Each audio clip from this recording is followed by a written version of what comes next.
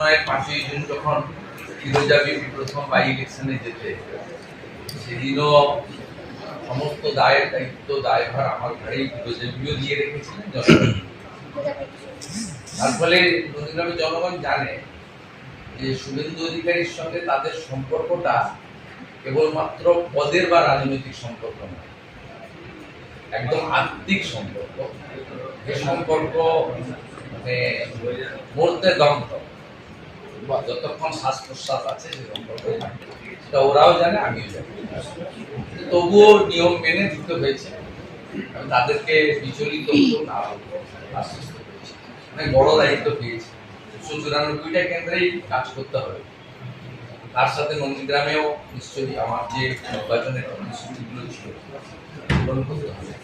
ইতিমধ্যে আমার স্বপ্নের জল প্রকল্প মমতা ব্যানার্জি প্রতিহিংসা পরায়ণ হয়ে পাইপ পাততে দেয়, আর সকাল থেকে জলের পাইপ পাতা।